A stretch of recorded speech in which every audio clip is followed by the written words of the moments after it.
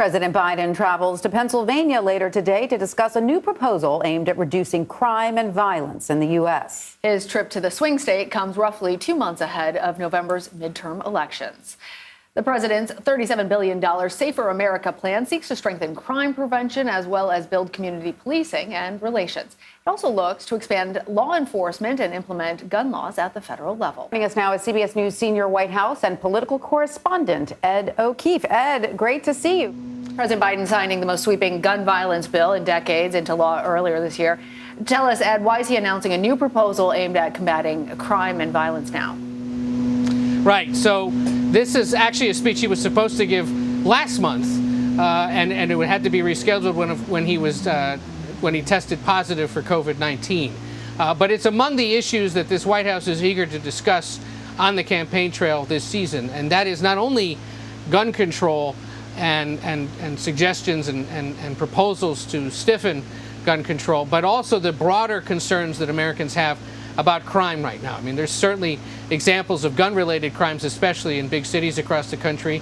They do get a lot of attention locally and nationally, and it's an issue the White House understands they have to be seen as trying to address, and they'd argue they have. Legislation passed in the past year includes millions of dollars in federal funding for law enforcement agencies. They would point out that there's now more money in the system for federal or for law enforcement across the country than there was during the Trump years.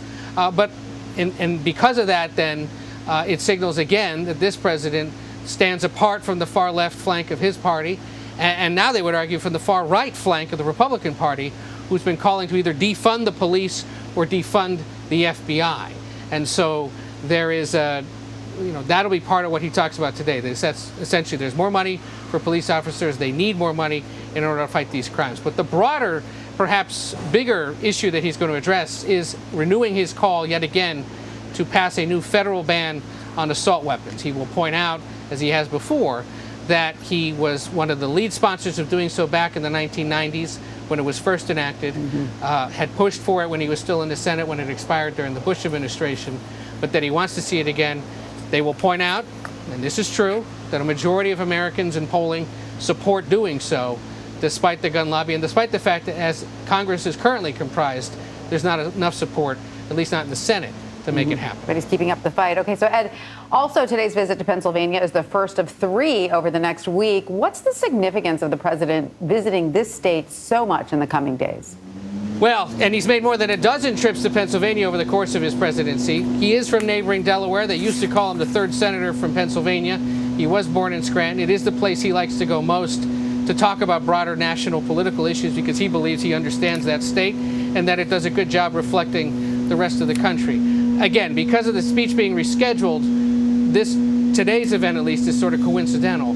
But the stops on Thursday and Monday certainly speak to the midterm campaign strategy of the White House. Thursday night, the White House says he'll give a speech outside Independence Hall about what's at stake with democracy in this country, sort of renewing and doubling down on some of the comments he's made recently, but also throughout his presidency about concerns that democracy is at risk if certain kinds of Republicans, including the former president, he'd argue, win election or re-election. Next Monday, it's a traditional Labor Day stop, not only in Pittsburgh, but in Milwaukee, in another major battleground state, to talk about workers' issues and the economy on a day, of course, devoted to the American worker and their families.